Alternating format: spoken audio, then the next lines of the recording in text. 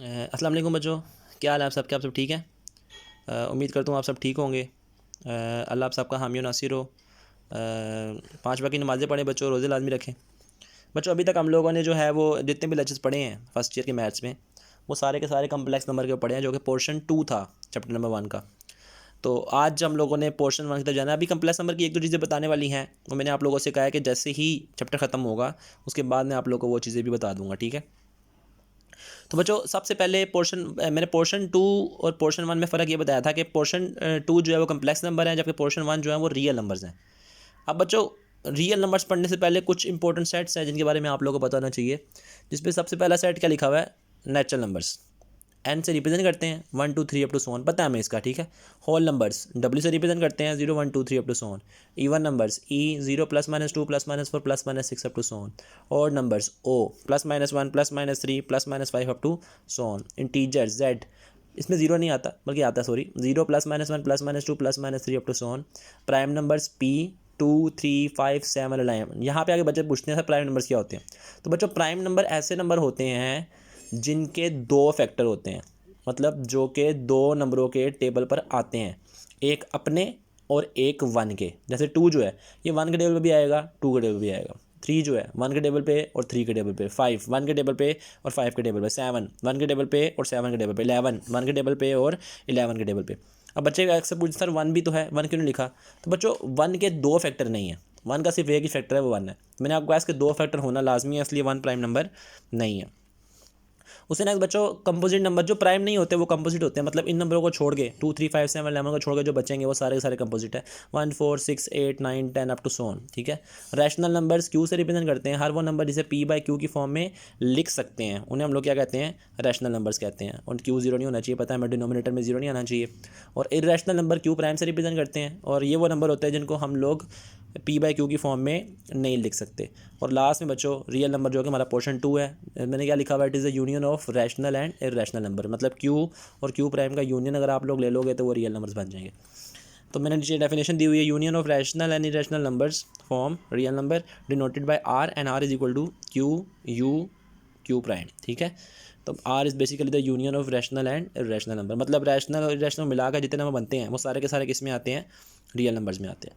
तो ये बच्चे कुछ थे सब इंपॉर्टेंट सेट्स ऑफ नंबर्स, और उसके बाद रियल नंबर्स क्या होते हैं आगे देखेंगे। और करें आज सारा काम मैथमेटिकल काम नहीं है, थोड़ा सा नोट्स वगैरह और एमसीक्यूज वगैरह पूछ जाती चीज़ें, इसलिए मैंने ये बताई हैं चीज़ें। सबसे पहली चीज़ है decimal representation of real numbers, मतलब इशारिया में देख के पता कैसे चलेगा कि ये नंबर रियल हैं कि नहीं है। तो बच्चे सबसे पहले मैंने क्या लिखा हुआ है? Terminating decimal fraction forms rational number. अब बच्चे टर्मिनेटिंग का मतलब ये है कि जो इशारिया के बाद वाला हिस्सा है उसे कहते हैं डेसिमल पार्ट। क्या कहते हैं? Decimal part. जो इशारिया के बाद वाला हिस्सा उसे हम लोग क्या कहते हैं? Decimal part. अगर वो वाला पार्ट रुक गया कहीं पे जाके, जैसे 1.45 पे जाकर रुक गया, 1.20 पे जाकर रुक गया, 3.55 पे जाकर रुक गया, इसे कहते हैं टर्मिनेटिंग डेसिमल फ्रैक्शन। क्या कहते हैं? Terminating decimal fraction. और जब कभी डेसिमल फ्रैक्शन टर्मिनेट हो जाए, ख़त्म हो जाए, रुक जाए, वो नंबर कौन से होंगे? वो नंबर रैशनल नंबर होंगे। तो अगर वो नंबर रैशनल नंबर है तो ऑब्वियसली बात है वो नंबर क्या होंगे? वो रियल नंबर्स भी होंगे। दूसरा केस देखें, non terminating and recurring decimal fraction. अब जरा गौर करें, मैंने यहाँ पे क्या शो किया हुआ है? 1.333 अप टू सोन चलता जा रहा है। यहाँ पे आगे देखें 1.2525 अप टू सोन चलता जा रहा है, 1.7777 अप टू सोन चलता जा रहा है। तो एक बात तो कन्फर्म है कि यहाँ पे जो आपका डेसिमल पार्ट है वो टर्मिनेट नहीं हो रहा, नॉन टर्मिनेटिंग, मतलब चलता जा रहा है। और दूसरा रिकरिंग, रिकरिंग निकला बच्चा रीअकर से, मतलब आपके पास सेम सीक्वेंस बार बार रिपीट हो रहा है। जैसे यहाँ पे 3 बार बार रिपीट होता जा रहा है, यहाँ पे 2 5 बार बार रिपीट होता जा रहा है, यहाँ पे 7 बार बार रिपीट होता जा रहा है। तो जब कभी ऐसे नंबर्स आ जाए ना, ये नंबर भी कौन से होते हैं? रैशनल नंबर्स होते हैं। समझ आई? मतलब अगर डेसिमल पार्ट रुक नहीं रहा और सेम सीक्वेंस बार बार रिपीट होता जा रहा है, वो नंबर भी कौन से होंगे? रैशनल नंबर्स होंगे। उसके आगे बच्चों non terminating and non recurring. अगर इसमें गौर करें, इसमें डेसिमल पार्ट है, एक तो वो रुक नहीं रहा, और दूसरा कोई सेम सीक्वेंस रिपीट हो रहा है? नहीं हो रहा। 2 7 3 5 4 2 9 8 up to so on, 1.78 9 4 3 5 up to so on. तो अगर आप लोग इन दोनों नंबरों पे गौर करें, इसका जो डेसिमल पार्ट है वो रुक नहीं रहा, वो चलता ही जा रहा है। और दूसरी बात ये है कि सेम सीक्वेंस रिपीट भी नहीं हो रहा। ये नंबर कौन से होते हैं? ये इरेशनल नंबर्स होते हैं, और इरेशनल भी किस में आते हैं? रियल नंबर में आते हैं। तो 3 तरह के डेसिमल रिप्रेजेंटेशन बताइए। टर्मिनेटिंग में रुक जाएगा, rational number. Non terminating recurring में रुकेगा नहीं लेकिन सेम सीक्वेंस रिपीट होगा, वो भी रैशनल नंबर्स। और नॉन टर्मिनेटिंग नॉन रिकरिंग में रुकेगा भी नहीं और सेम सीक्वेंस रिपीट भी नहीं होगा, और नंबर्स कौन से होंगे, वो इरेशनल नंबर होंगे।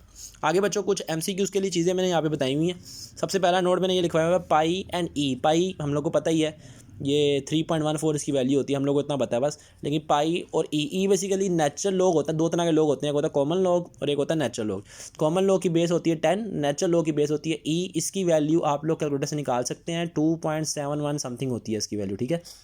पाई comma e both are irrational numbers. तो पेपर में अगर आ जाए pi is an irrational number, e is an irrational number. अब ये बड़ा कन्फ्यूजिंग सवाल है, 22/7। अब बच्चे क्या सारी तो पाई की वैल्यू है, लेकिन बच्चों 22/7 फ्रैक्शन की फॉर्म में है ना, तो ये मेरे पास क्या होगा, रैशनल नंबर होगा। पाई की एग्जैक्ट वैल्यू ये नहीं है, ये अप्रोक्सीमेशन है पाई की।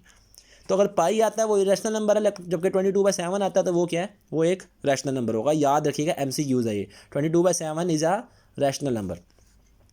उसके बाद नेक्स्ट मैंने बताया हुआ pi is ratio of circumference and diameter of circle. अब ये क्या चीज़ है, अभी हम लोग 10th क्लास के थ्योरम्स पढ़ के आए हुए हैं, मैं थोड़ा सा बताया तो देखें ज़रा। हम लोगों ने सर्कमफेरेंस का फॉर्मूला पढ़ा, ये वाला C=2πr पढ़ा हुआ है ना। तो बच्चे अगर 2r यहाँ पे लाकर डिवाइड कर दिया, C वैसे क्या वैसे 2r, ये तो डायमीटर नहीं होता, तो C सर्कमफेरेंस होता है और D डायमीटर होता है। तो इन दोनों की जो रेशो होती है, मतलब सर्कमफेरेंस और डायमीटर की जो रेशो होती है, उसे हम लोग क्या कहते हैं, उसे हम लोग पाई कहते हैं। तो पेपर में अगर आ जाए डिफाइन पाई, आएगा तो नहीं वैसे, लेकिन फिर भी, तो डिफाइन पाई क्या है, it is the ratio of circumference of circle and diameter of circle.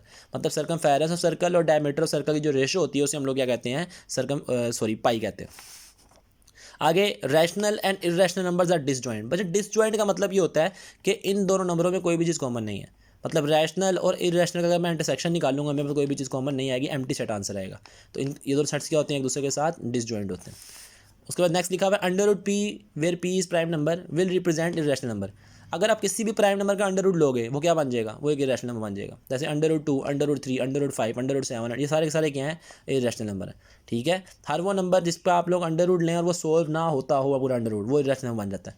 आसानी में ये कर लेंगे, प्राइम नंबर का अगर आप लोग अंडर रूट ले लेंगे, वो क्या बन जाएगा, वो एक इरेशनल नंबर बन जाएगा। और लास्ट में मैंने एक चीज़ शो की हुई है, ये सबसेट का सिंबल है, ठीक है। एंड नेचुरल नंबर जो है सबसेट बेसिकली क्या होते हैं, मतलब मेरे पास एक सेट है फर्ज करें, बल्कि सबसे यही होगा कि एन मेरे पास है ना, जो सोचो एन का स्टार्ट होता है 1 2 3 4 up to so on. Whole numbers क्या होते हैं, 0 1 2 3 4 अप टू सो ऑन। तो नेचुरल नंबर सारे के सारे होल नंबर के अंदर पड़े हुए हैं, तो नेचुरल नंबर होल नंबर का सबसेट है। होल नंबर सारे के सारे इंटीजर में पड़े हुए हैं, तो होल नंबर्स इंटीजर का सबसेट है। इंटीजर सारे के सारे रैशनल नंबर पड़े हुए हैं, तो इंटीजर्स रैशनल नंबर का सबसेट है। और लास्ट में रैशनल नंबर सारे के सारे रियल नंबर पड़े हुए हैं, तो जो रैशनल नंबर है वो सबसेट है रियल नंबर्स का। यानी सबसे छोटा सेट n है, उसके बाद w है, उसके बाद z है, उसके बाद q है, और उसके बाद r है। तो ये बच्चों MCQs के लिए कुछ चीज़ें थी, कोई थोड़ी सी थ्योरी थी। कल हम लोग जो है वो मेन चीज़ स्टार्ट करेंगे, जिसे हम लोग कहते हैं प्रॉपर्टीज़ ऑफ रियल नंबर्स, जो कि 1.1 में जिसके क्वेश्चन भी आप लोग को दिए हुए। आई होप सो लेक्चर समझ आ गया होगा। एक बार इसको रिवाइज कर लीजिएगा, एक बार और देख लीजिएगा, आप लोग को इजीली क्लियर हो जाएगा। अल्लाह हाफिज़, अल्लाह आप सबका हामी नासिर हो।